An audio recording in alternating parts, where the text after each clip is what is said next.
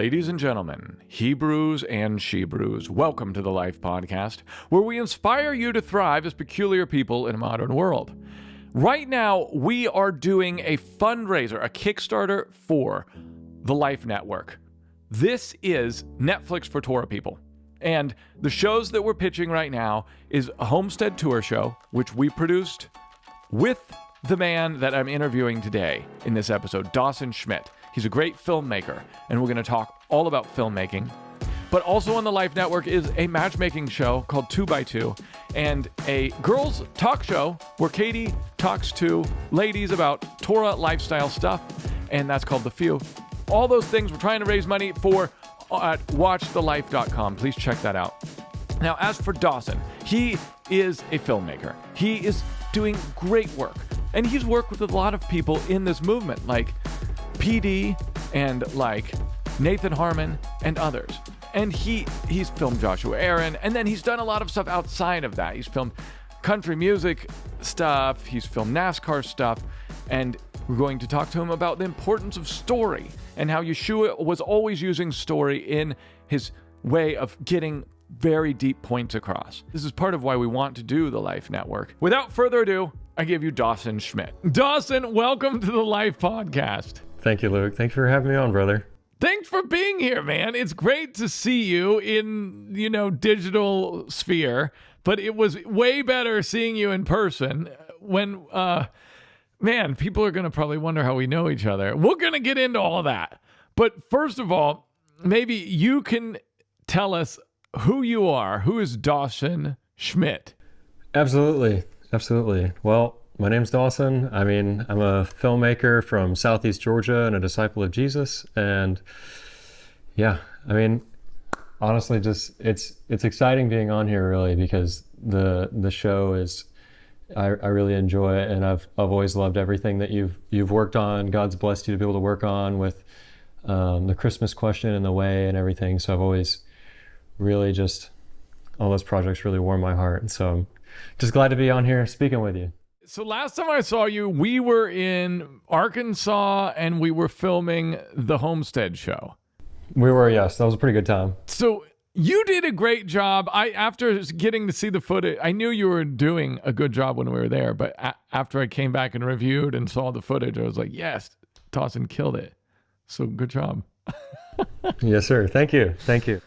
So how did you get into filmmaking, if you will give us a brief little thing, or at least how did you get interested in it? So growing up, actually, my family was friends with the Irwin brothers, who run Kingdom Story Entertainment now, who just had the House of David show come out recently. They did I Can Only Imagine and stuff like that. And so growing up, I actually got to see some of their earlier projects in their garage and watch some of the first things that they did, and some of their rough cuts. And so I was a little kid and saw some different movies and things and kind of dabbled in it with stop motion. My first movie that really inspired me actually was Wallace and Gromit. So really that's what started it all.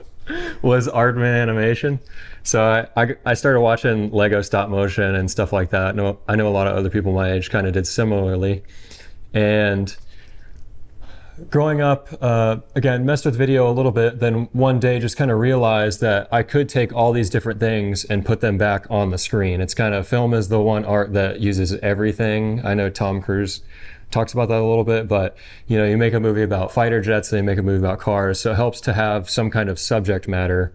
So it's useful to have you can do everything with film. It's like the art of everything. And so I got into it a few years ago and filmed some stuff with NASCAR and some racing stuff, and then here I am today. Man, I'm glad that you're here. I'm glad that we somehow hooked you into doing the Homestead thing with us.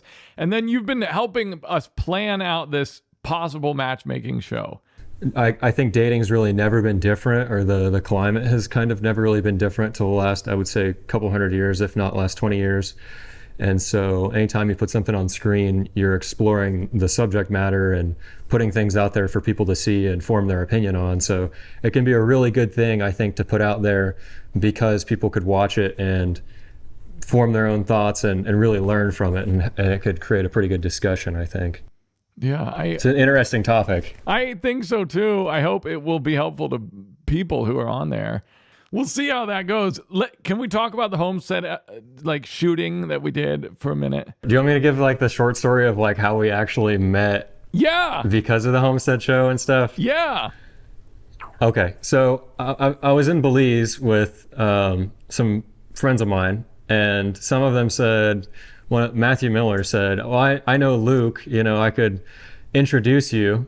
And I'm like, no, I got it. And then called you, and I'm like, I should have had him introduce me. I felt so awkward. I felt so weird. All right, so you called me, and then we talked, and then I thought, man, he's an interesting guy. It sounds like he knows what he's doing. It would be great if someday we could work together. Probably never happen. And then somehow I had been mulling over this idea of the Homestead Show, and everything fell into place for it way quicker than I thought it would. And so then you were somehow able to come out there and meet me in the Ozarks, and we filmed those episodes, including the pilot. And it all fell into place. Boom, boom, boom, boom, boom, boom. Doors open. So I don't know if that's a sign, but it seemed like during the filming of it went pretty smooth as well. The great thing about it is that it's going to be able to get into and explore the brains of these people, and also hopefully be intriguing to watch. I think we both kind of, honestly, I could say, went into it with kind of this like Homestead Show format where it's like, these are the things that everyone's going to have in common. But I don't think until we shot 3 of them back to back that we found the things that are like categorically in common, but are unique to each homesteader. Like everyone kind of has their own unique flair. And that's, I think, like the biggest thing, that we discovered, like with what we're really wanting to put towards the end of the future episodes. I don't know if you want to talk about that. Oh, yeah. How we're going to consume something that's been made on the homestead. That's how we're going to end all the episodes. We didn't do that with the pilot, but that will be the way that we'll do it in the future, right?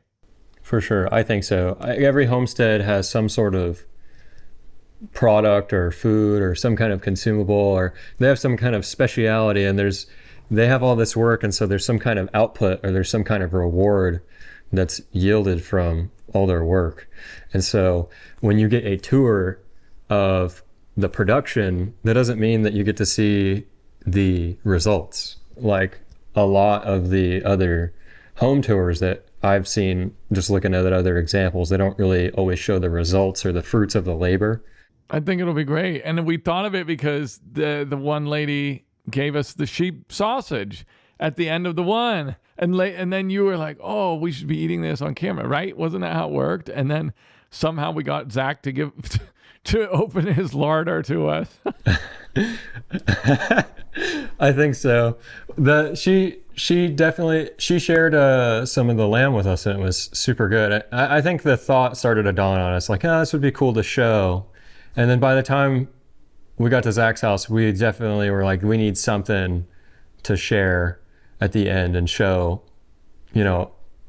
yeah, just what these results are. Yeah, everyone makes something on Homestead, so it's nice to be able to show what it is.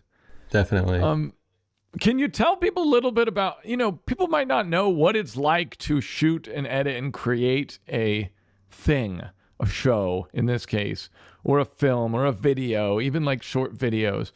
What do you think people don't know about that happens behind the scenes? I think one of the biggest things that I see for me is just how much time goes into, and you would know this, goes into the editing and all the pre-production and everything.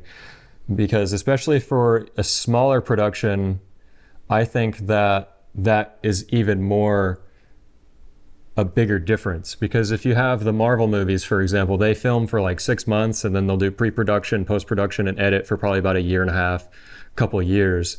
So that's a 25% like shooting average.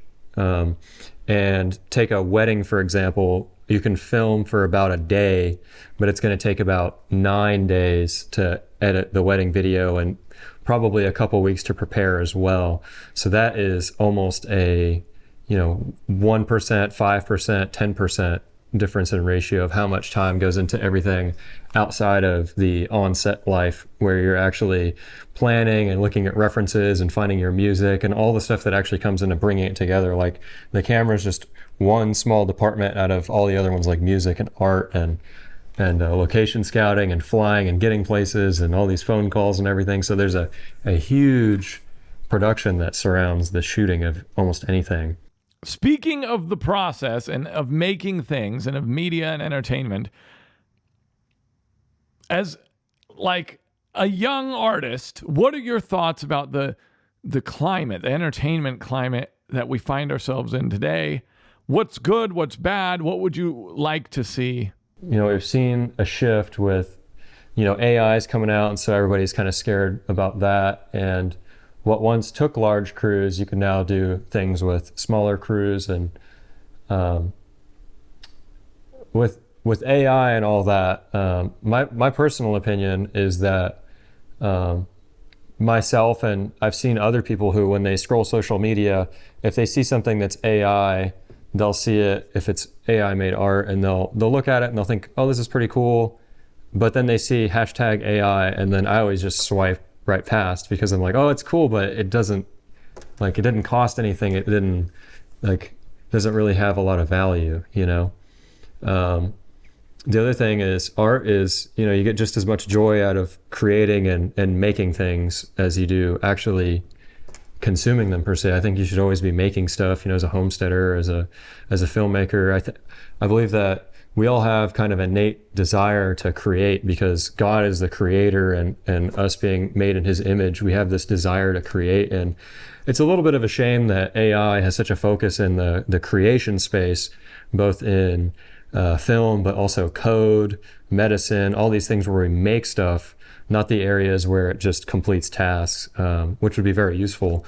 But we as people don't just make things for it to be seen, but just because we enjoy making things and having adventure. You personally, your personal journey, artist journey, did the idea that your future employers in Hollywood or in the mainstream media machine, that they would have values that don't align with yours, did that have any influence on where you are today and where you want to go? One thing that happened a lot was getting a lot of offers for projects that I didn't agree with and having to turn down. That definitely happens a lot. And that was for reasons, like moral reasons, basically. For sure. Yes, sir. Yeah. A lot of music videos, different projects. I've had shows. One of the best shows I ever read, the script of that I've had a couple, I'll say. I've read a couple scripts where I just didn't agree with the script, and I've given feedback on things where I've suggested, hey, we could change these couple things, and I'm trying to clean it up a little bit, basically, and they just weren't super interested. So having the values align with yours might be helpful. Definitely so. Definitely so. I like seeing that this is happening in a lot of different places. I don't want to throw under the bus the people that are trying to make this happen already, like Angel Studios, like a lot of the Daily Wire stuff. They're trying to make stuff for an audience that has more similar moral belief to me, and so I like to see that. I like to know that they're not going to do any weird, perverse stuff or any DEI stuff or any things that I just think not only ruin the story and are unnecessary, but also that are sometimes morally wrong. So yes, I like that people are trying to do that. And that's what we're trying to do with the Life Network as well. We're trying to do the same thing, only even more curated as a Torah thing. It's not a Mormon-owned thing. It has no influence by, any of the other religions. So that is, I guess that's what maybe sets us apart in our mission. The Christian movies have definitely improved a lot, I think. I think they've gotten a lot better. There's been a lot of really good ones that I enjoy. I really like Risen and Jesus Revolution are probably two of my favorite Christian films that have been made. And I think that there's a couple reasons that you could identify with both of those movies that they have in common. I haven't seen those. I don't want to spoil anything for anyone but one is a true story, historical true story about what happened during the time of the Jesus Revolution, and that was made by Kingdom Story. And the other film, Risen, I'm not actually sure who produced that, but they did a very good job, and I liked the format and the means and the angle from which they told the story. I really enjoyed, because it can be very difficult when you're adapting something from the Bible to screen, and it's a really large burden and responsibility, I think, and can also be very tricky, because we all obviously have our own interpretations and different understandings. And when you're reading it in the book, it's the words and it's the Holy Spirit. But when you're watching a film, somebody has already interpreted a lot of stuff that wasn't there before. See it as the actor on screen, and even the music can make what would have been a happy moment now a sad moment. And so you don't get to fill in the gaps yourself with your walk with the Holy Spirit. A lot of those potential gaps may have been filled in by the movie. And so that's why it's kind of a tricky thing to do. Do you have any thoughts or advice for someone who is an artist, a young budding artist, and they want to work on, I don't know, films in some aspect? Do you have advice for them? What should they do? I think my two biggest pieces of advice would be, I definitely have a book recommendation. I think one of my favorite books, which is Steal Like an Artist from Austin Kleon. I think that's a really good book, and it just talks about the idea of taking inspiration from things and curating your own view of the kind of stuff you want to make. And then I think my second biggest advice would be to just go out and make stuff and put stuff out there. It's a very easy trap to fall into, to wait to put things out until they're perfect. And sometimes things are just out of your control. And I don't remember who once said that art's not real until someone sees it. And I think that there's a little bit of truth to that, especially because it gives you closure really to just work on the next thing. And so it's good to get into some kind of habit or some kind of muscle to make things on a certain schedule or a certain amount of demand, to draw something once a week or to paint something once a week. And that can be really good with helping you improve. Taking a project from beginning to end is very different than also taking a project from beginning to middle. So just really going through and make stuff and learn how you like to make stuff. Don't be a perfectionist, and you'll get better over time. I 100% agree. Is there something important about art? Like, why are we doing this? What's the point? Is it worth it? Is it even worth telling stories? I think so. Lately, I've thought a lot about why do we want to tell stories, and I think about the nature, God's nature, and how He creates things and tells us to go and subdue the earth, and just the character trait of creation. And if we're made in His image, then we're going to have kind of potentially that similar trait of wanting to create and to make things. And on one of your recent podcasts as well, you had a gentleman who, and in your conversation, brought up the point that Jesus spoke in parables, and that was very interesting to me to think about. That when Jesus was on this earth, He didn't go around preaching always in some kind of expository, here's a verse, here I'm going to explain it, here's a verse, I'm now going to explain it, or here's these 4 Christian guys and here's their story. He always just told stories about, like, fishermen or a lady trying to find a coin, these parables that He would tell, and they were just everyday stories, but the principles of Scripture are found in them. And if you have ears to hear, then you will find and learn from them. And people will walk away with a different impression of that story. He's telling a story, and then it's up to you and the Holy Spirit to discover things from that story. when we were together, you talked a little bit about like the guiding light or guiding principles of projects that you want to work on, that like your guiding principles when you're making a project. What is the most important thing? Can you talk to us a little about those couple guiding principles? If I could reflect, actually, again, so much of the Life podcast has really made a difference for me. So maybe that's a good example of what art and media can do, is just help us discover things and help enact change. And thinking about the kind of projects that I want to work on and the projects that I want to make are things that someone can watch and they walk away potentially being a better person. I don't know how else to put that other than it really just pushes people to be better, to do better, and to walk away inspired. And I know a lot of the films that have really resonated with me and made a really big difference over the course of my life have been the films where I've had something that I resonated with in the film, and then I walk away and it inspires me to want to do better. And I think there's a lot of stories like that where you walk away and you're inspired to want to do better, to make something great or be great and honor God. And there's just a lot of great stories out there like that. And you don't quite see as much of that these days. I think that is true. And so to be able to put more out there like that, that's just a played straight story of someone really wrestling to do better and to do something great and be inspiring, like the stories that we used to get, like Rocky, and you don't see movies like that quite as much anymore.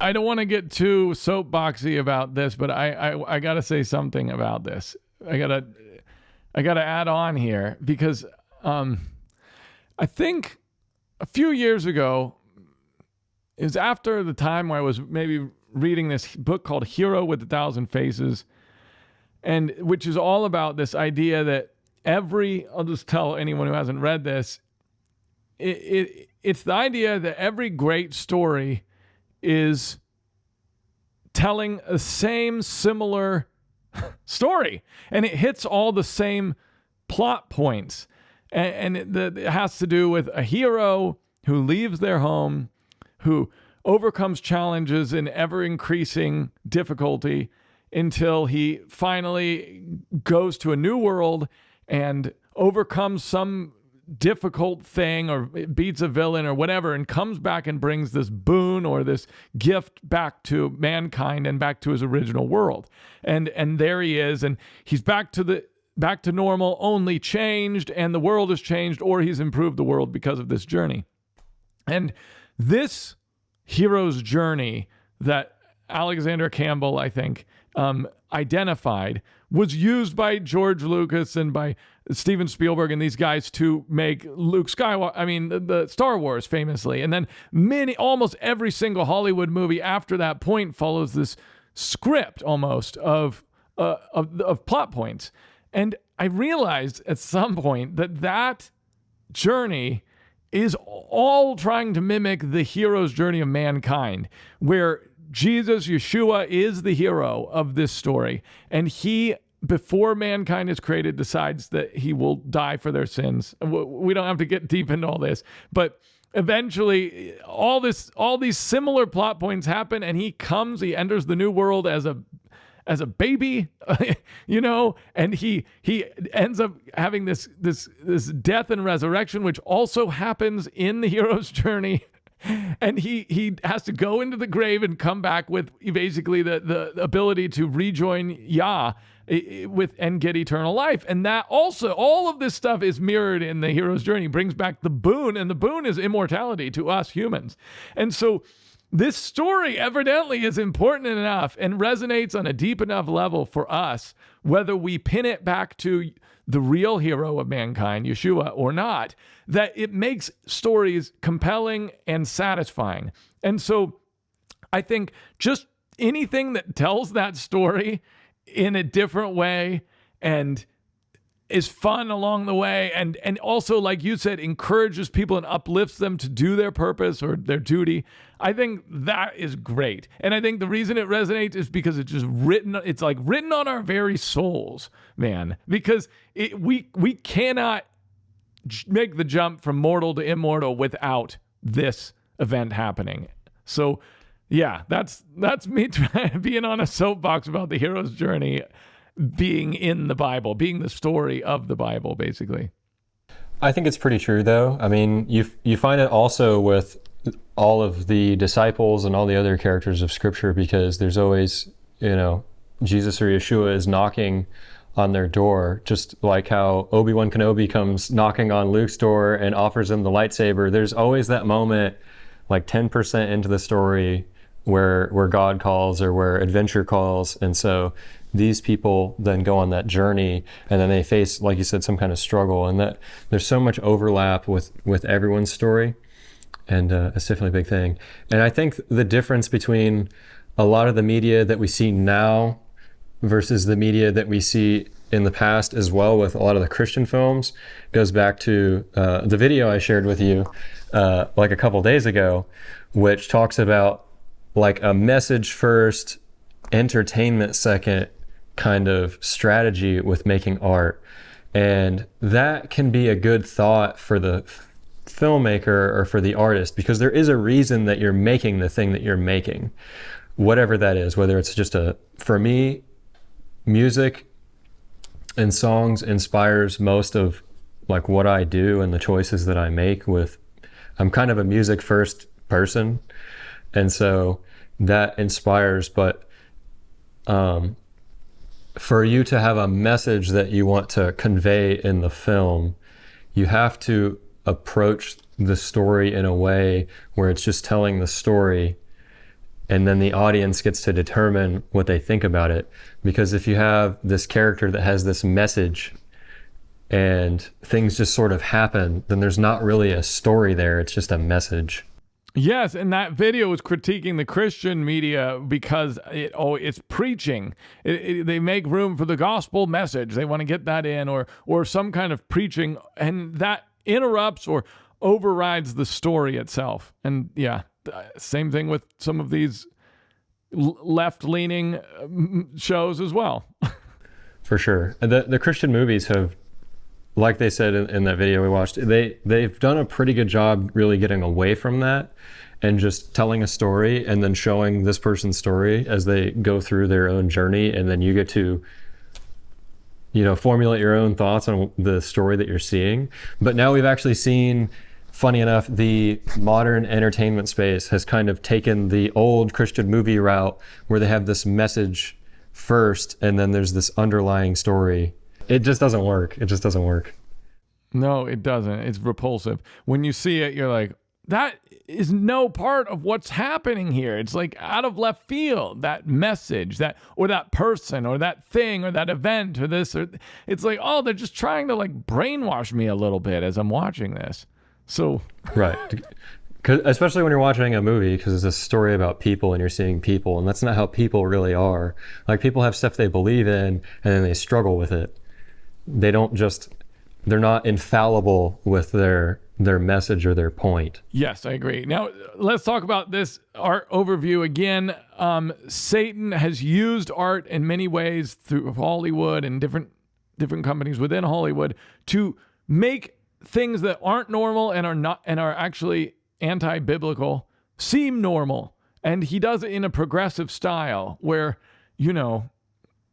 back in the 90s, you introduce the gay guy and he's a funny friend, and then he is the hero as the decades progress, and then it's like, this is the way that it's not only normal, but you should be gay or whatever. I'm just using that as an example of an ever increasing kind of like the frog in the hot water of normalization of things that aren't supposed to be normal according to the Bible.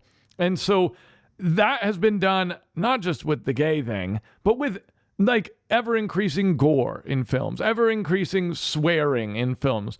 Like Lucy in I Love Lucy, they wouldn't even film Lucy and her husband in the same bed. They had separate beds and they had a nightstand between them because they're like, oh, we can't show people in the same bed together. And so we went from that point made by not even Christian organizations to the point where, it's just graphic stuff all the time. So he has used media to kind of push his, I guess, agenda, his anti-biblical agenda on the populace. And I think that media can be used to push back or push a different way of life, at least give a good picture of a different way of life, a way that is biblical and solid and true.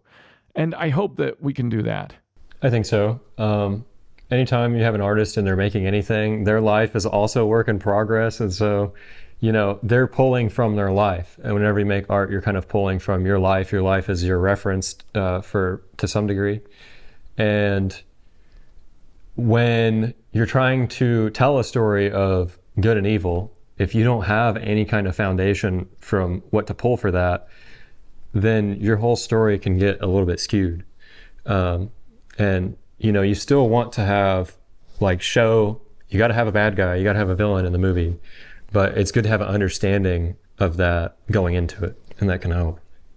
That's a good point. And back to the hero's journey of mankind, Satan is the biggest, baddest bad guy, and he's part of the story. I mean, even God himself, even Yah, did not get rid of the bad guy. Just, a picnic is not entertaining. That's the thing. Why is there evil? We could get to some very deep questions. Why is there at all evil at all? Why was Satan even allowed to tempt us? We could get to the very nitty gritty of the human condition, but I think the bottom line is picnics aren't entertaining. Maybe I'm being crazy. I think it all comes down really to free will and choice. Because if there's no bad guy in a story, if there's no choices, then there's no free will. If there's no free will, there's really no story. And so there has to be choices for the main character to have. If God wanted us to decide whether or not we would love him, and that is the story. And if it's free will and it's in a padded room where there's nothing dangerous at all and the stakes are non-existent, then it's also a boring story. You have to have, the danger has to be real. There have to be stakes that are very high. Death has to be on the line, just as it is in our own experience. And so, our story and the story of the hero's journey of mankind, as I keep saying, the stakes are very high. It's life and death. It's mortality and immortality. And so the stakes of any story we watch have to be as high, so that it can feel as compelling as our day-to-day, I think. For sure. It's an art, man. It's an art. Can we talk about, for a moment, this idea of the Life Network? Do you hope that this happens? And if so, what would you want this thing to look like? Absolutely. I have a couple thoughts. I think that there really is a need for the Life Network, because people need a place that they can go and be able to watch stuff. And people have tried this, and I commend people for getting into the space, because you can analyze movies all day long about what worked and what didn't work, but really art is hard. But I believe, if you just trust the Father and you just work and you apply and do what you can, then you can make things that can help change lives. And when you make art, you have to have that bad guy sometimes, right? You have to have that villain. You have to have those things. But you have to be able to trust the people that are making the film, or trust the story to a degree, that they're approaching it in a way that they have a good foundation, that they have an understanding of the tools that they're at their disposal of what is right and wrong when they're going into it. And I hope that we'll have that at this Life Network. That's the goal, is that we'll bring sovereign moral compass to all the projects. It doesn't have to be an overt pitch for the gospel. It doesn't even have to be a retelling of stories in the Bible. It just needs to be having the foundation of truth underpinning every decision that we make along the way. Absolutely. Yeah, as best as we understand it, and we're all still learning, but the goal is just to keep making progress. And I'd also really just love to see it be a platform where more creatives can come together really and just work together and put things out with other people, and for it to be a space and a name that people can almost see as a little bit of a seal of approval and understand kind of what they're getting when they see it. Because you see other companies and you sort of know what you're getting when you see the name on there, for better or for worse. So we hope to have these, principles that we establish, right, that you can know because it's the Life Network. These are the things that they're going into with making it, and that's making art that is good and nuanced, and that it's made by people that have a foundation and understanding or a desire to follow God's commandments and to really just seek after the Father first, and art is second. However, when you make art, you have to tell a good story and let people decide for themselves what they really think about that art. I agree, man. I couldn't have said it better myself, Dawson. Well, who knows what'll happen. We're going to see what happens. We're throwing it out there to see if there's enough interest at this point in time for people to get behind this thing and make it a reality. And if they do, I do have... And we talked about like a greater vision for the future of this, where it's not just shows, it's documentaries, and it's even feature-length films, and all of the stuff that people want to watch when they come home from a long day of work and they don't want to have to like censor or look up the parent review or any of that sort of stuff. That's what I would hope that we can someday put out there for people. Absolutely. I believe in it. And we have already started working on stuff together, so we'll get into that. But let's hear about you first. I want to, where are you from? How'd you grow up? What's your life been like? That sort of stuff. I grew up kind of all over the eastern side of the States, mostly southeastern. My dad's a pilot, and so moved around a lot growing up. The industry kind of has a way of doing that sometimes. And I grew up Baptist, and let me think.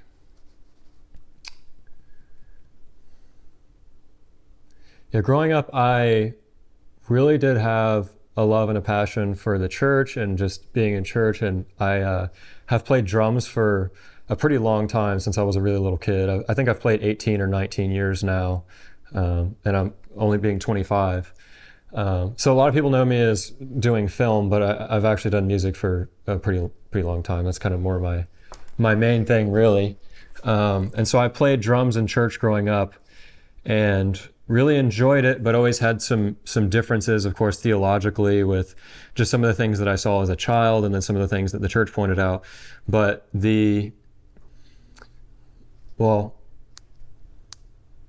I'll skip ahead. And when I was, I think, 17 or 18, a few days after 11th grade, I moved from Florida, which was primarily where I was from, to North Carolina. And it was a very difficult transition because it's a very, Polk County is very different than the mountains of North Carolina. It's like almost a different country. And I've been to different countries now, and it's about as big of a gap other than language. And so it was very difficult for me at that age, 3 days after 11th grade, moving and having so much change. And that was also right before COVID. I became a senior, did all my work remote, and then right after my senior year, COVID hit. So kind of all those things going on that I know a lot of people in my generation really struggled with. And ended up kind of finding interest in film just really through all the different hobbies that I had and different movies that I saw that inspired me. And so the way that I kind of learn about things and study everything about a subject before I dive in, I tried kind of each different job or role in film. And I ended up finding myself in acting school for a couple years, I believe. And it was a good experience in that it was a very good school, but I was really trying to figure out kind of who I was at the time. And I know other people have talked about this, but acting is not the best place to find out who you are. Because as an actor, or an artist in general, your life is your toolbox, and you need to be able to tell stories from your experience and what you know. And if you don't know who you are, then you're going to have to pull from other areas. And so as an actor, that can be tough because if you don't have a solid foundation of what you know is right and wrong, and you're trying to pull, tools out of your toolbox, you're going to have to figure out what your tools are and discover those. And I was really struggling at the time. And so after filming for 2 or 3 years, doing different videos and commercials and such, I really fell out of church and didn't honestly have too much of a faith of my own.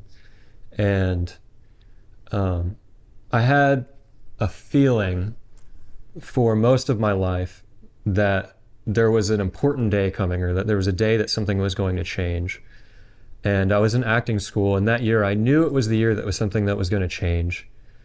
And I just had this strong feeling, and I knew it was getting closer and closer, and I thought it was going to be something great. Maybe I was going to get a big movie, maybe I was going to move back to Florida. And then the week came, and I knew, I had a thought in my heart, this is the week that your life will change. And it almost kind of really went in one ear and out the other.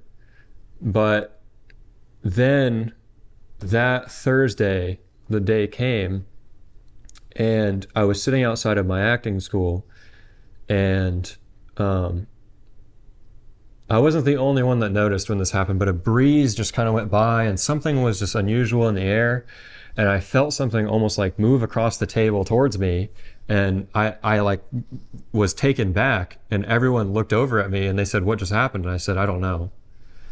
And so I went to class, and I was standing in the back. We had a back room where you'd kind of prep, and I was just pacing back and forth, and I wasn't sure what was going on, but I just felt something was really wrong. Something was very off. And they were like, "Are you okay?" I'm like, "I don't know. I'm not sure what's wrong." I said, "I think I have to go home." And they offered to call an ambulance or something like that. I was like, no, I'm just going to go home. So I went home, and that night, I didn't get a lot of sleep. The next day, my mom drove me to our doctor, and they said, "Your body's really not holding water. You're one of the healthiest people that comes in here, but there's something wrong, but we don't know what it is. It doesn't seem like there's anything wrong with your body."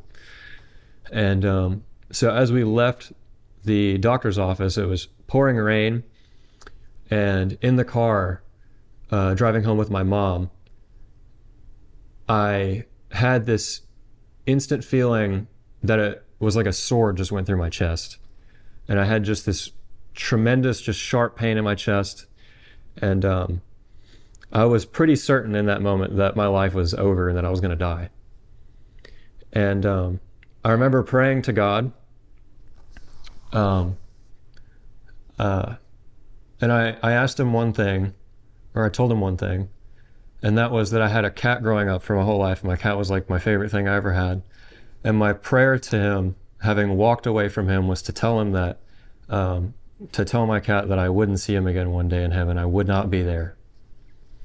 And that was one of the hardest prayers I ever made. It was basically a goodbye to seeing the Father. I felt like I had walked away from him. I didn't have my own faith, and I wasn't living very well at the time. And I was pretty certain in that car that was it. Just the sheer pain and the feeling that I had. And so after a couple of weeks, this pain continued, and I couldn't eat, I couldn't sleep, and there's a lot I could say, but I lingered on for a few months, and the only thing I could do to take my mind off of this was jog. And so I would jog and just pray. And every moment that I had that I could jog and just keep breathing was a moment that I could pray and try to make things right with God, because I felt like I didn't know. There were a couple nights I asked my mom, or told my mom, "I'm not sure if I'm going to wake up tomorrow." And that's that'll change your life. And but every moment I had was a moment I could make things right with God. And for some reason, he allowed me to have more time, and I suppose my purpose wasn't done here yet. And a few months later, a friend of ours, PD, called me and asked me if I would film this revival in Missouri. And it was actually close to where I was born, like physically. And I went and filmed the tent revival. And when I got baptized, I knew the Father wanted me to give something up to follow him. I just felt like there was a sacrifice that I had to make.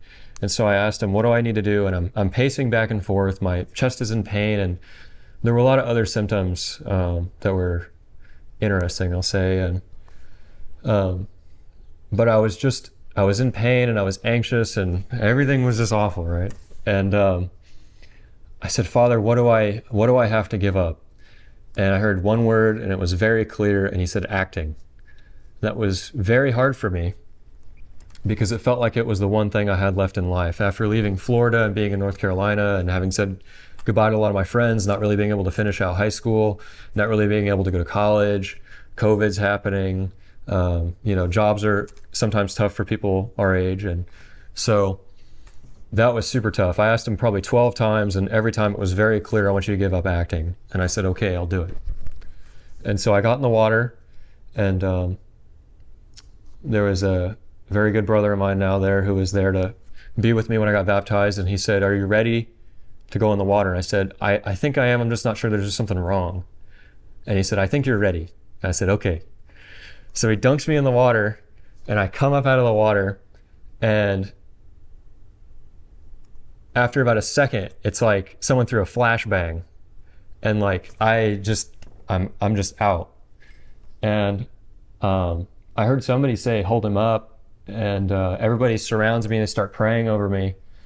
And in that moment, I just remembered looking back and seeing a lot of the moments in my life where bad things happened. And I had walked away from the Father, but a lot of people like to blame the church or talk about these things, or like, this is the bad thing that happened to me in this. But at the end of the day, it really was just my choices that I wasn't following God. And it was just my choice if I would follow him or not. And so it took to this point that I was finally really decided to follow after him and put him first. And after it was all over, I just had this peace. And I just felt exhausted for my whole life, because my whole life I seeked and searched for like why I was here, or to really find God. But it wasn't until I really laid down what I wanted in life and really put God first, because I was really looking for a greater purpose. And that's just one of the biggest things to me in life, is just finding out like, why am I here? What's my purpose? What am I supposed to do? Ever since I was very little. And until I really laid down those things like acting and film, which I still do and I still love, but until I put God first, I didn't have that peace. And until I made a sacrifice, I didn't have that peace. And the gentleman that was talking with me, that was gracious enough to speak with me while I was pacing back and forth praying, and I would ask him a question, then I would go talk to God, and then I'd be like, he said this, what do I do? He looks over at me after I was baptized, and he said, how's that chest pain? And I said, it's gone. And the Father healed that. And I've just been grateful ever since then. And I've started jogging again recently, and I just can't tell you how grateful I am, really, to just be able to look up at the sky and just thank God that I'm here another day, honestly. And when I jog and when I run,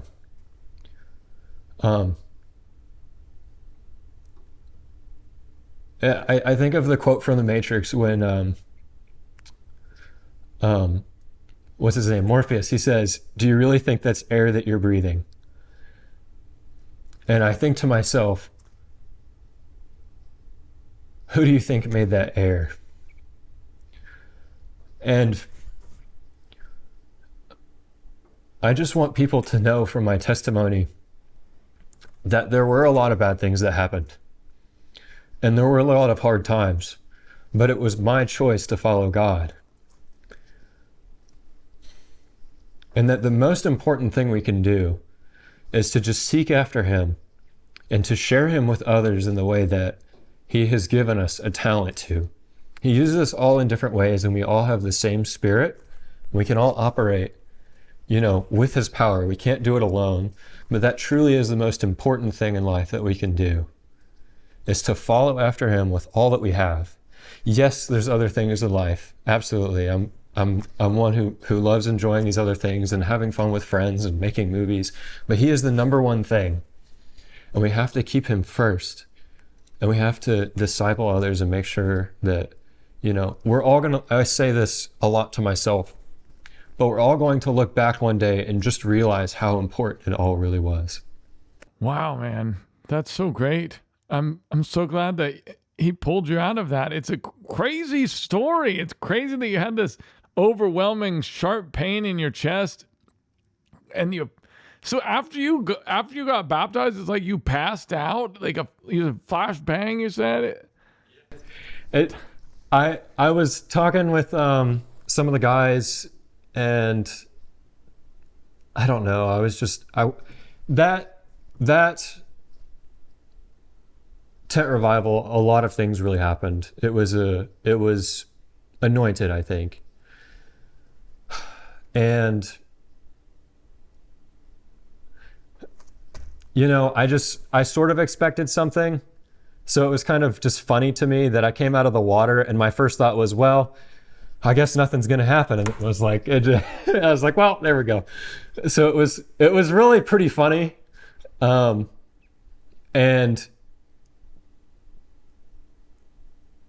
I could go into some of the things that I saw, but,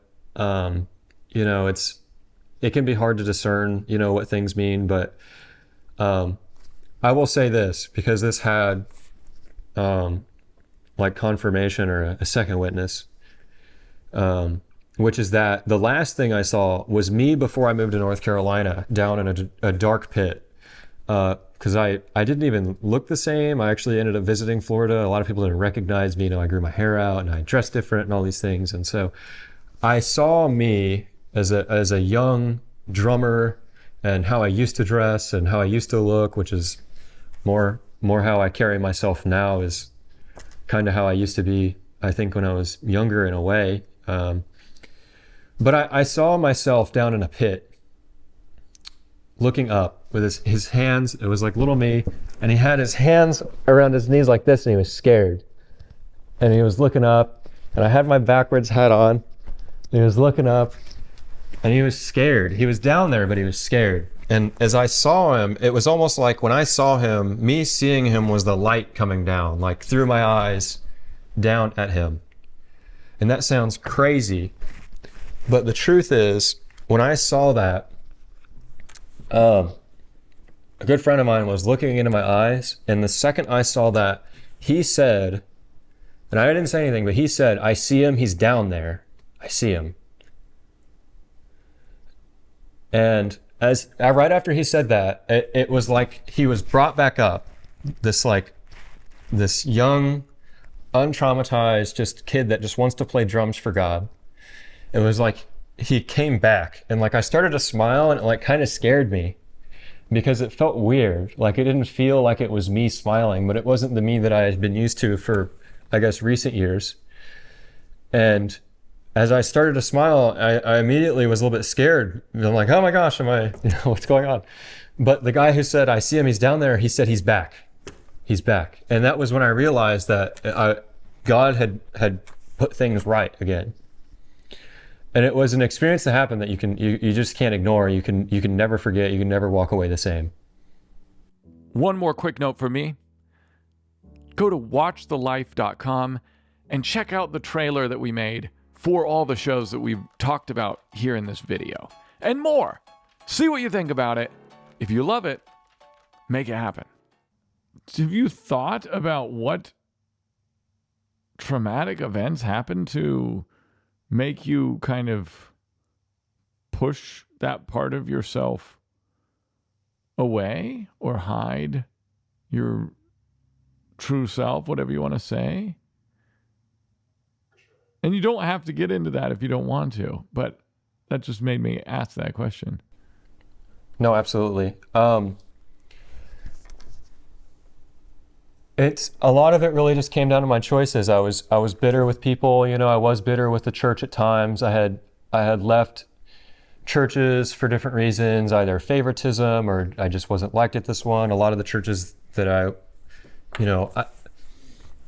don't want to speak poorly of anyone, but my honest experience was that, as a drummer and someone that wanted to be a filmmaker, that wasn't always welcomed in the type of churches I was in.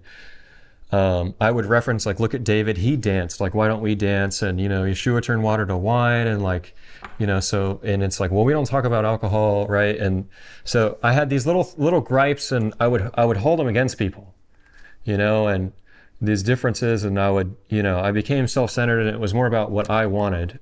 Honestly, I became all about me. And, I felt like the world had done me wrong, and moving away from Florida, I said goodbye to a lot of my friends from more or less where I was from, and I was doing a lot of things that I enjoyed. I was surfing, I was playing a lot of paintball at the time, playing drums. I played drums in 2 churches that I did love. And so really one of the big things, honestly, was saying goodbye to a lot of that. Like, losing something or having severe change can be very hard on a person, but it was my choice of what to do with that, that I held that against people. I was angry with people. I blamed people for things rather than just, I believe that looking back, a lot of the time I had in North Carolina was the opportunity for a wilderness. And a lot of times God takes you out of things and he pulls you to the wilderness and in the quiet. I was on a trip to Jordan with some friends, and one of the girls there, shared that wilderness in Hebrew is like the same word as he speaks. And a lot of times God speaks to people in the wilderness, Paul on the road and Moses he's out of Egypt. He's in, by the burning bush, he's by himself. There's many other cases I can't really think of off the top of my head right now, but God really calls people a lot of times to the wilderness. Fasting, Yeshua going to the wilderness, fasting for 40 days. And so I think that was a big piece of it, was he was probably trying to reach me in that wilderness, because looking back, I think to myself how much time I really wasted being in North Carolina, trying to just find something to do to fill my time or to find purpose outside of God. And when really I look back and I wish I had spent that time on reading my word and just doing what I can with what I have, which in that area, it was a small town. I didn't have a lot of resources, it was very little, but I did have things I could do. And I think that I could have done more. And I suppose I came around eventually, but I wish I had sooner. We all do, man. You were younger than me when I had my realization that Yah was the way, I always was a believer growing up, but it wasn't until I was like 25, till I was your age, man, that I finally put him first in my life and reorganized things that way to make him like the compass, the number one thing. And that ever since then, my life just drastically changed. So yeah, I know what you mean. I wish I had done it sooner too. But we each have the journey that we have, man. And absolutely, we just can move forward. Absolutely, yeah. It's all present and forward, like you can't go back and change things. And if you're looking back, you're probably not really focusing on what you're doing right now, of course. And I was 25, or I was 22 and you were 25, but it's really about just what are you going to do today and tomorrow, and it's just one day at a time. So Torah, when did this enter your life or your family's lives? Yeah, so there's kind of a couple little moments, I guess. I had a passing glance, I suppose, with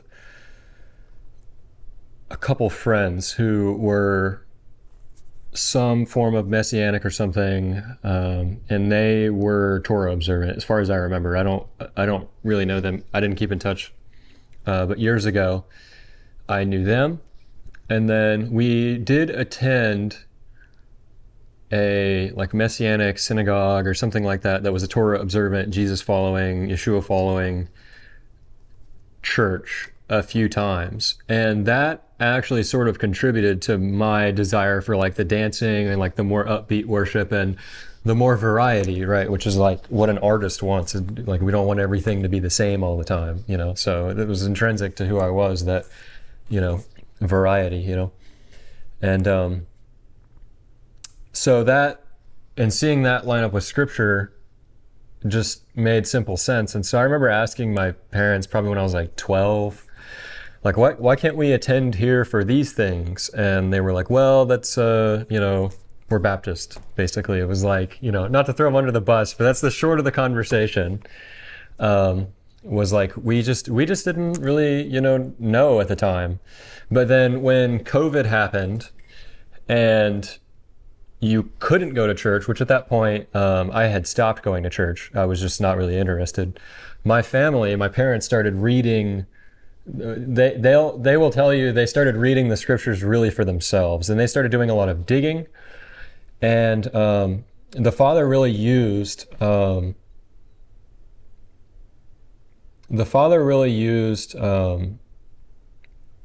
of the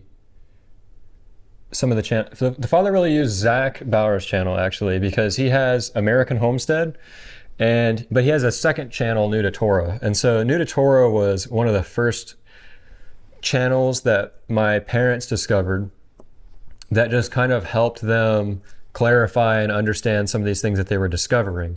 And they had actually been a fan of Zach since he first started YouTube, which was, I think, probably close to when YouTube started, closer to when it started than now, if I recall correctly.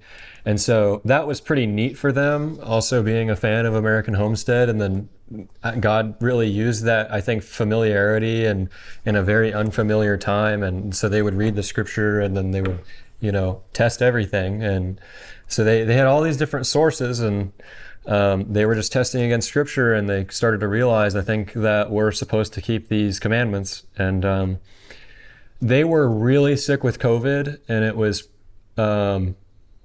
pretty scary. We weren't sure if they were going to make it. And it was a fairly long period of time that they had COVID. It was like a few months, I think, or a month. It was a good amount of time. And so I wasn't able to see them during that time, so it was a little bit difficult. But what ended up happening is they were coming through and kind of getting over COVID, and they were starting to walk these commandments out. They didn't really speak to me too directly about it, but as I kind of just watched and observed their actions and kind of weighed them against things, and I talked with other people, and I was pretty set not quite following it at first, but it was just because of really what I had already understood, that, just repeating the same stuff that I had heard, you don't need to follow these things anymore. But the second like that flew out of my mouth in conversation, I was like, well, I really need to think about that, because I'm not really sure if that's true, so I went back to go do research, and I thought, this is simple enough. I really think we're supposed to, keep these things.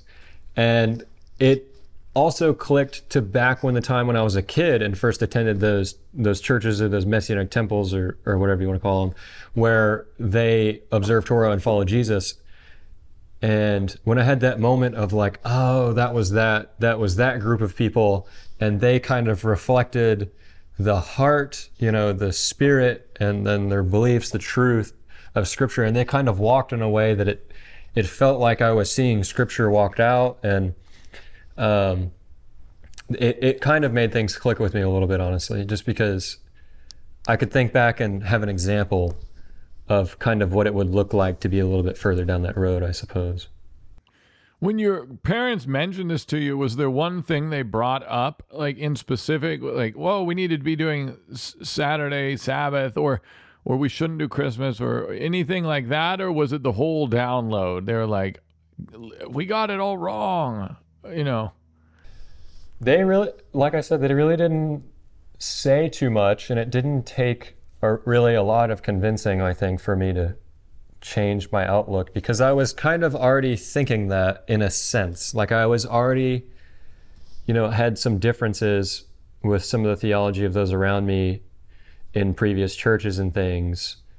So, and I'm always trying to kind of find the bottom of things. I'm a researcher, and so I go and research, and I will sometimes really fight stuff, but if I know I'm wrong, I will try my hardest to follow what I know is right. And so the first thing, though, really, to answer your question, was the first obvious thing was like the food and the diet. And that wasn't from what I was talking to about them, but it was just what I was observing. And then when speaking with people like in my other church circle that were non-Torah observant, that was like the thing that they brought up more so, like, hey, you don't have to keep these commandments, you don't have to, eat clean. And at that time, and still, I was very into health and like health science. And so my natural inclination was also to find out, well, what's the healthy, which one's right? What is, God's probably going to give us the healthier way to eat. And so just from the basic research and things that I had come across as well, really just kind of lined up with scripture, and scripture speaks for itself, of course, but it really didn't take a lot of convincing for me in that area to come around. But the other thing was, we observed Passover, and I was never too big on, let's say, traditional holidays. And I think the reason for that is just because a lot of them are, you're buying lots of gifts and they can be kind of self-focused. And I don't say that to judge, but for me, it had the potential to be that way. And another reason was I always really enjoyed the holidays because of the family time. And my brother and I, I always enjoyed the holidays because it was a time that I got to spend with him. And so, and he joined, he's in the military, and when I moved to North Carolina, he was already in the military, so he was no longer home with us. And so by the time I moved to North Carolina, honestly, I wasn't really super interested in keeping the traditional holidays, because for me, I enjoyed spending time with family and friends and my brother, so I had already kind of lost interest, honestly. And so seeing that these feast days are about all these good things, like family and focusing on the Father and reflecting on scripture, and it really is just all good. It was not a hard sell for me to go, these are good, let's do this. Wow. What is the dating scene like in the Torah community for a young, for a 20s guy? And we don't have to leave this in, Dawson. I just want to know your raw thoughts. No, it's a good question. I think my gut answer is, you should, if you're looking for a spouse, sign up to be on our dating show. I'm just kidding, obviously. But, no, he's not. You send in your matchmaking application. Yes, send in your applications. Yeah, be on the dating show. No, for real though. My advice, and of course I'm not married, but for me, my approach so far has been to just try to seek after the Father first, and again, just kind of trust him with all things. And if I had the Father's going to provide what you need, and he loves us, and he gives good gifts, and he's going to give you things in your life, that you desire, that you didn't even know you desired, honestly.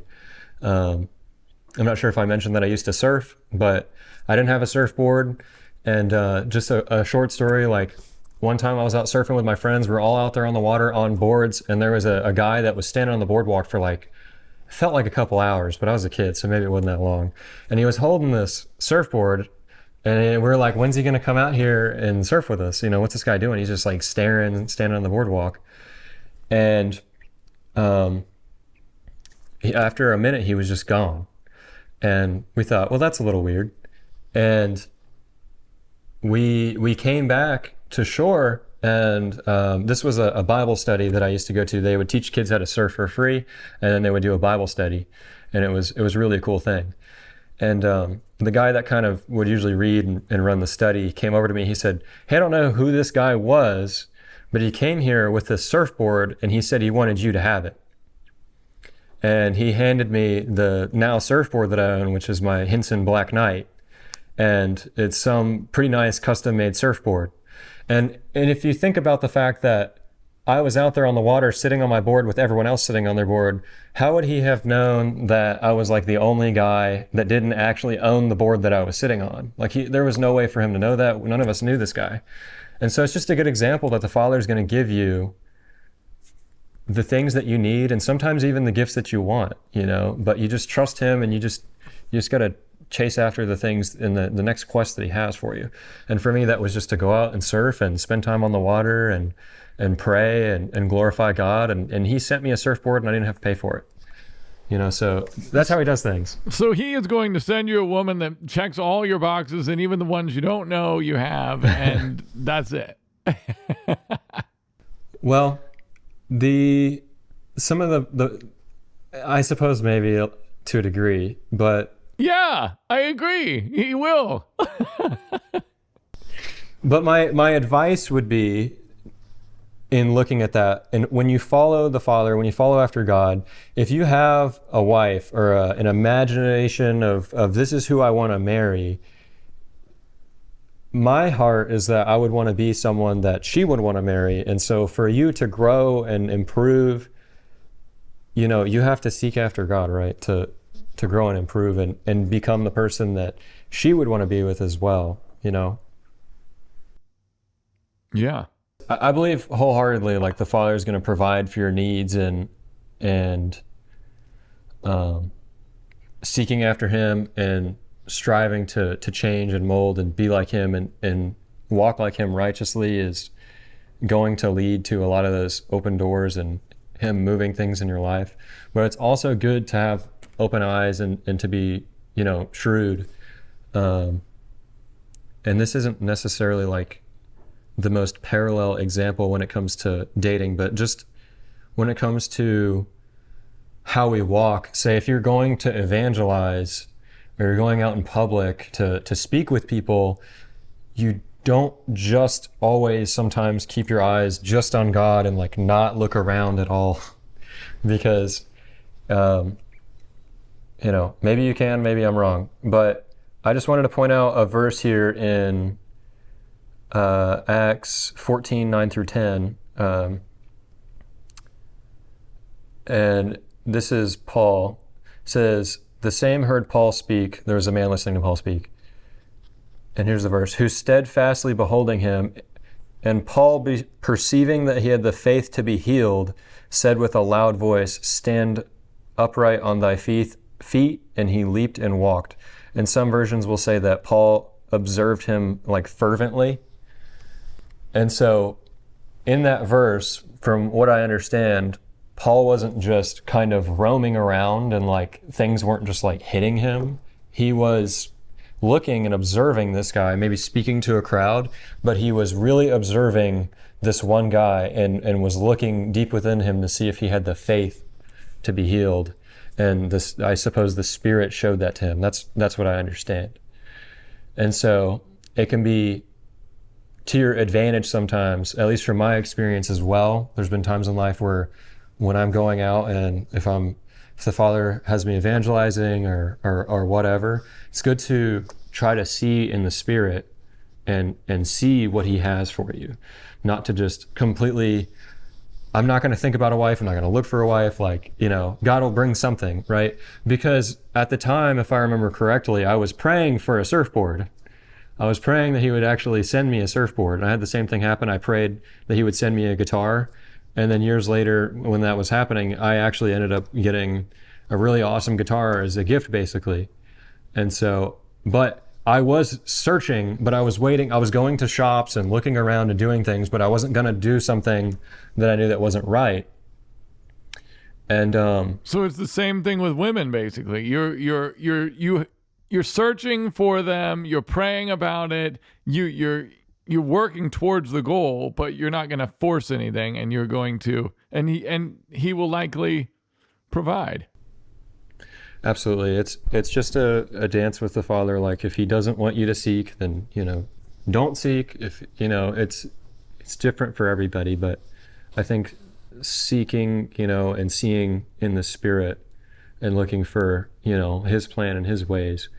And when you see it, I should get better at trusting him with some of these things, because just like the guitar and just like the surfboard, it was, it was exactly what I wanted, but not what I would have imagined, and that's sometimes, or a lot of times, often how God that does things, I bet it'll be the same with this.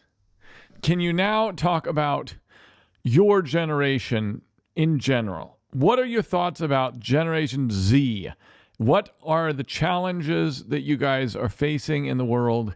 And let's start with that. Definitely. I think one of the biggest challenges that Gen Z is facing, and a challenge that I faced really was, I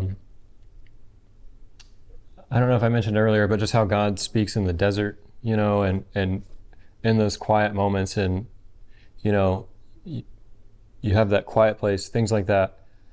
And that's very challenging these days. We grew up in a time where there's, you have like Instagram, Facebook, you have all these social medias and all these things. And the root problem that I see with a lot of it, there's a lot of, those darn phones. There's so many things, but the issue that I've seen recently and that I've kind of experimented with or done my own personal testing and research is that there's no time for a desert. There's no chance for a desert, because you kill all of your time, all of your spare time, all of those quiet moments, they're all gone now.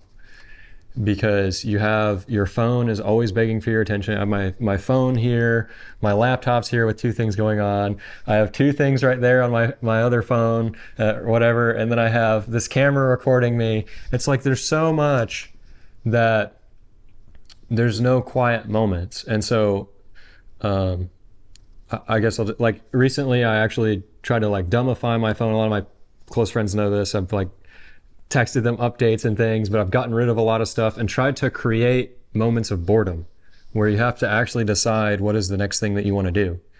Because if you're killing time, you're not thinking about really what the next thing you want to do is. You're just kind of wasting and killing time. You're not actually giving yourself a chance to stop and think. So the digital sphere trying to get its tentacles into our physical sphere is basically one of the big challenges for Gen Z? I think so. And I think a lot of generations to come, because time and advertisement and like media, they're all competing for your attention. That's how they make their money, is your time. So they're incentivized to consume as much time of yours as possible. And if they can remove barriers to create habits and just make it as easy as possible for you to waste as much time of your life as possible. Like you get those ads on Instagram for like those apps that will tell you, you're going to waste like 30 years of your life on Instagram and your phone. Like the amount of hours that people spend on that stuff, like that we spend on that stuff, me too, has been just so out of this world. And you just can't waste time. There's just no time to waste. It's a short life. There's nothing wrong with hopping on Instagram every now and then. I just get it I have it on my computer now, and I'll hop on every couple weeks, because now that it's on my computer, it's a little harder to do. It's not following me around in my pocket, dinging me with a notification like every 5 minutes. I have to think to myself, I'm going to go check Instagram. I have to get up. I have to go into the other room and check it on my computer. And that extra little barrier sometimes will actually add a little laziness, that I'm now just sitting there thinking, well, what do I actually want to do? Because I can't just instantly pull it out and without any thought, now an hour has gone. And so I think it can be good for people practically to try to create, some kind of way that you can't just waste time as easy, create a little control. Maybe don't have every social media platform, maybe have one or two, whatever you have to come up with. I'm trying all sorts of different things myself right now just to see what works and doesn't work. How about just getting rid of the phone? Is this even a possibility in modern life? Could you continue doing business even? Oh, for sure. I think a lot of people could.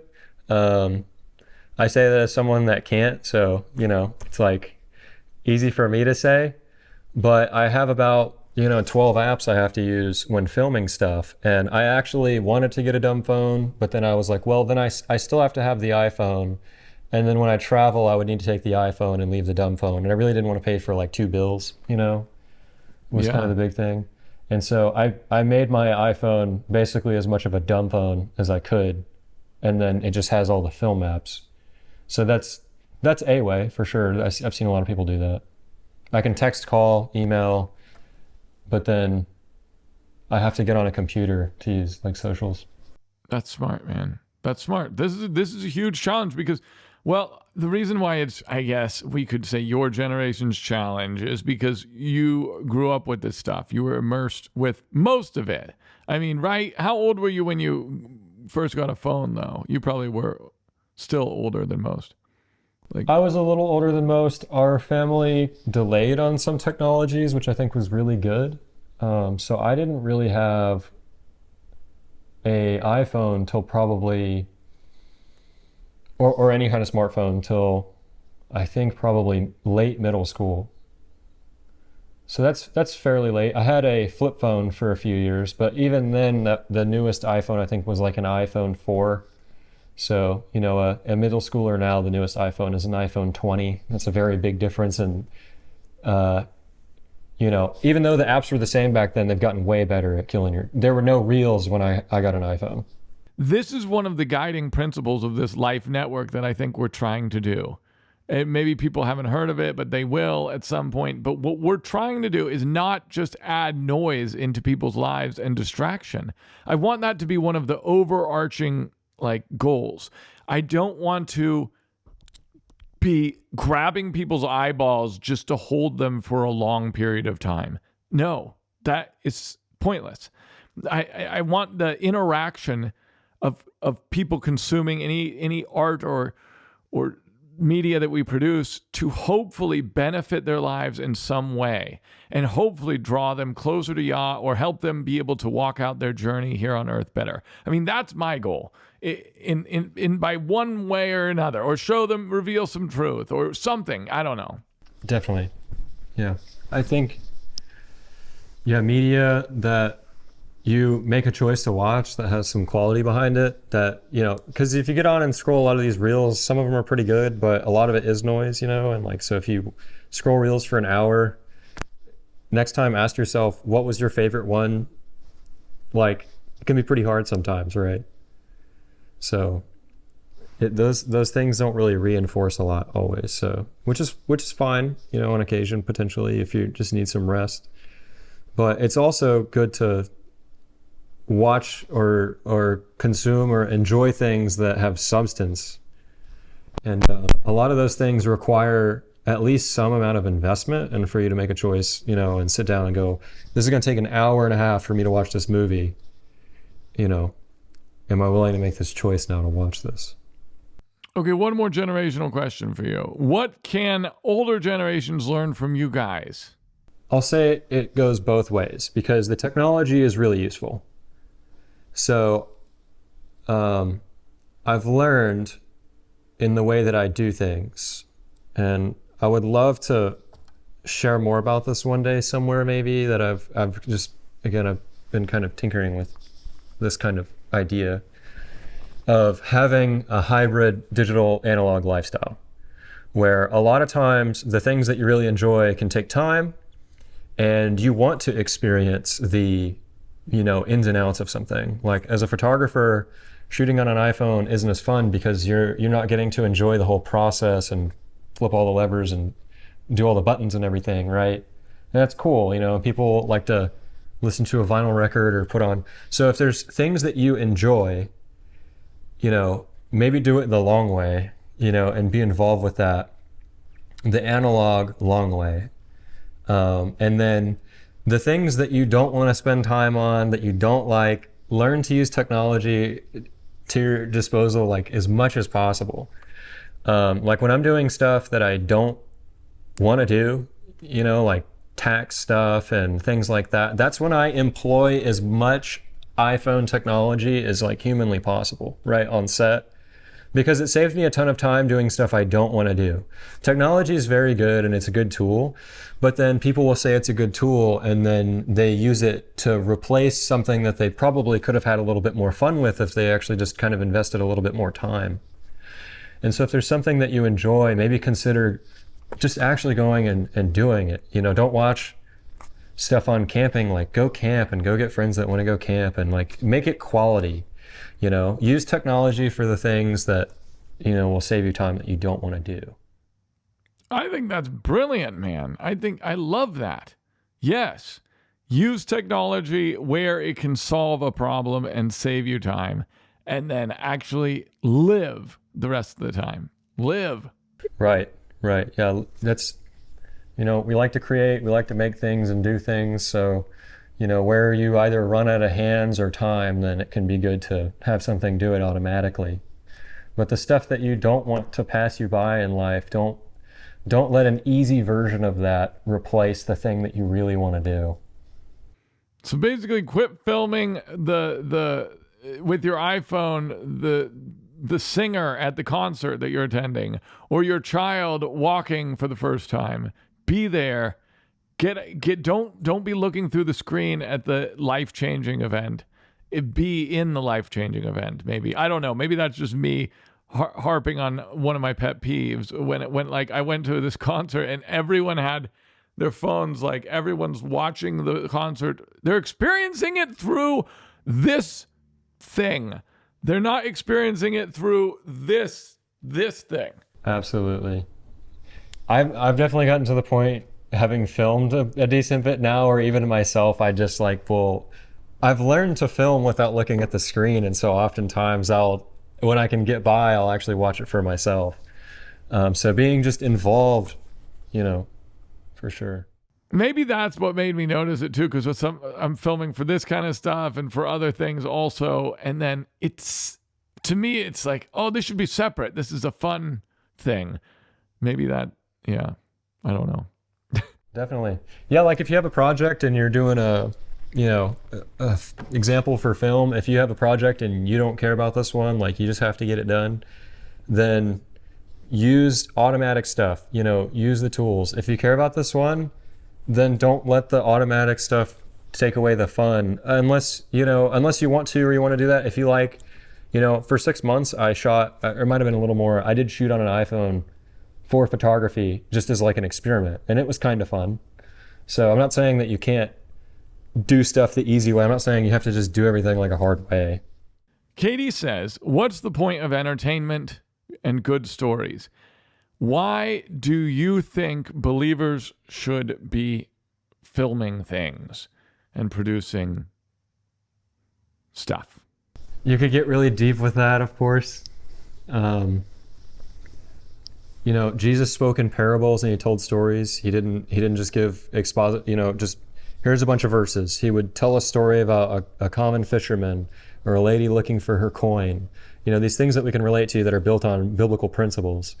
And God is a creative. He created everything, and he created everything with lots of variety. And we as humans have an innate desire to do that. And recently I was thinking about that, and I'm like, where do we get that from? You know, I believe we inherited that from the Father. That's where I believe we get it from. And so, you know, if done properly, I think it can be God honoring. And if you make these stories like the ones that Yeshua told, where people would see the story, if you had ears to hear, let him hear, they would walk away from the story a better man, or that it would change them for the positive. And I mean, Adam had a job even before sin, and it wasn't just to run around and till the ground or drive a John Deere, which was plenty of fun, but he wanted him to give the animals names. He's like, you're a writer, you know? So that came even before the fall, before sin. And he wanted us to subdue the earth, you know? So I see this pattern that the Father is a creator, and as we as people, I believe, may just be a little bit of a reflection of that in a sense. I've never thought about that, bro. I have never thought about the fact that he got a creative assignment. aside from just tilling the ground, aside from tending the garden, he got the creative assignment of naming the animals, a creative work, a creative endeavor. Yes. So creative work is like assigned by the creator. You're right. I think so. So there's a place for it. There's room for it. Good. So we're not just wasting our time. No, I don't think so. I think that, again, even before the fall, it was here. And so that kind of leads me to believe that even after all of this, that may be here still to some capacity. I don't know what it'll look like, but, we're in a period of time where things were maybe not supposed to like be this way. Like we made a bad choice, right? But Adam seemed to have, different things to do. It wasn't just name the animals. There was all this food he could eat. And so there are these things that were good. He walked with God. He had good food, and he named animals. Like he didn't just do one thing either. He didn't just name the animals. He wasn't a machine, You're right. He did both. Like I think we should. He flipped between, if you will, creative work and physical labor, like tilling the ground and using his mind. And I think that we all kind of do need to end up doing that in order to have a satisfying day-to-day life, I think. I think everybody should try to explore some kind of way to maybe potentially, this sounds like weird pseudo-college stuff, but like I always encourage people to try to find something that you can get involved in, like a musical instrument or dance or jump, even if it's something small or if it's something complicated, like just explore something. There are a lot of people that I've heard that look back on their life and you ask them like, what's the one thing you wish you could have done? And a lot of the people that I can tell that, don't say this and seemingly spent a lot of time with their family, a lot of them will say, I wish I learned this instrument, or I really wish I had like picked up dancing, or you definitely see that sometimes. So I think there's a good thing there that breaks, kind of breaks people's hearts when they miss out on it. I think it's a good thing, and it brings joy to other people. It's a nice cycle of making stuff, gives you purpose. You're doing something, and then you're lifting somebody else up, or giving them a journey or a story. Sadly, this I have seen to be one of the weaknesses in our Torah Observant community, where people get very passionate about the Bible and learning the Torah and learning new knowledge and all this stuff. And then they I think oftentimes they let the hobbies in their life go to pot. They forget that they should be doing things other than that to have fun. And I think that Yah wants us to be having fun in this life. And I think that that's a weakness I've seen. And I think a lot of these people, they say all work and no play makes Jack a dull boy. I think it's true. You got to have some hobby that you enjoy that maybe is helping you either physically, like pickleball or whatever, helping you exercise or keep your hand-eye coordination or something. Hobbies that'll improve you on one aspect and just that you enjoy in the other. I think it would benefit our community massively. For sure. I think so. I think another byproduct or tool for it, as well as it is a way to reach people, not just in a sense of like you're making a Christian film, but it gives you a place to go. If you're going to go play pickleball, it's a way you can meet people and evangelize. It's a thing you can do to get involved in. You're not going to be able to evangelize to many people if you never leave your house. So it really is sometimes just as simple as having an excuse.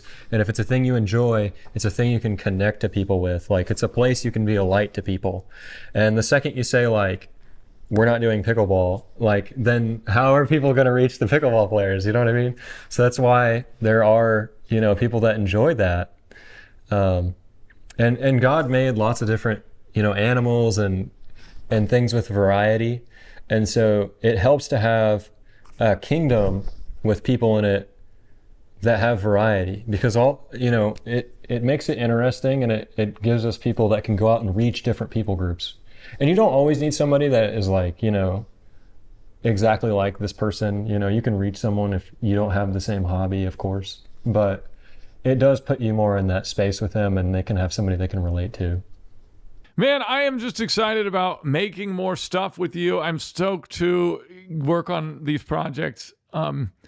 Maybe I'll ask you one more question about just for the creative young people out there who, what do you want to say to them? I know we did an aspect of this, but do you have anything you want to say to them, either to encourage them or just say, hey, I can't wait to work together? I think my few basic pieces of advice, like from my experience, is again, focus on the Father first, and that's your foundation. And as an artist, you're going to pull from your foundation and who you are to make things. And so you want to have a nice, solid foundation to work with to be able to do that.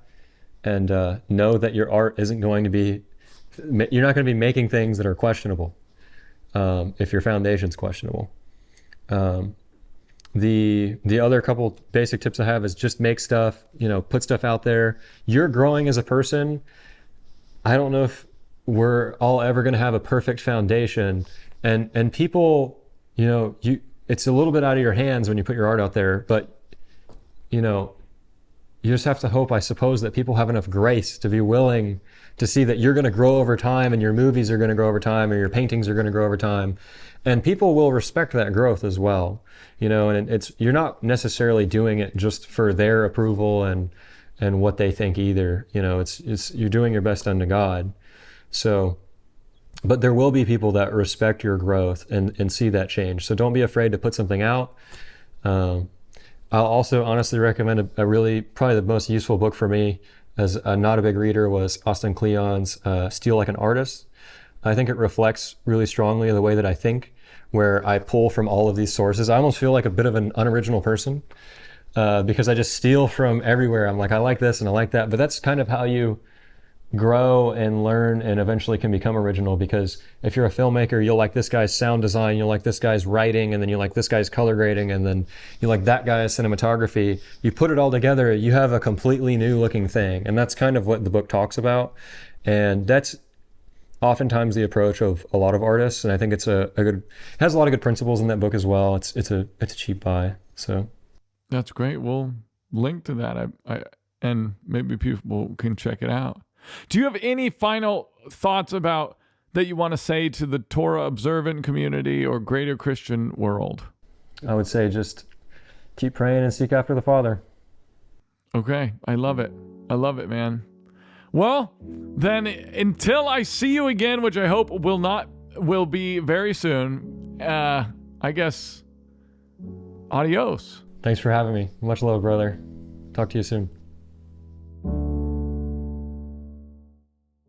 If you've stuck around with us this long, then you probably have already gone to watchthelife.com. But if you haven't, please go there and check out the trailer. See what you think about all these shows we want to make. It's not just those 3 in the initial funding round that we want to make, but we have the idea to make a documentary that goes through church history, and it maps all of the added traditions of man to who was responsible for adding those traditions.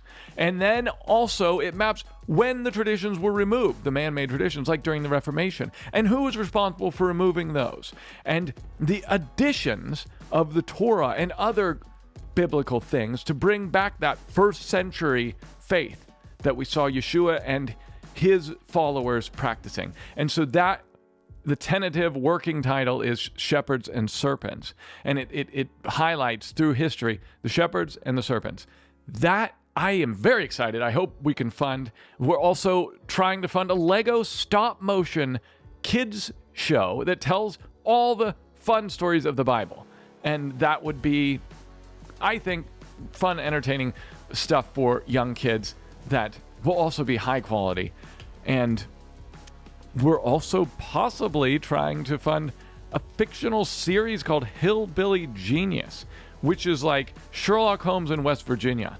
So if you can imagine that is the only fictional offering we have been putting forth. And then finally, we have Family Bug Out. Exodus is what we call it.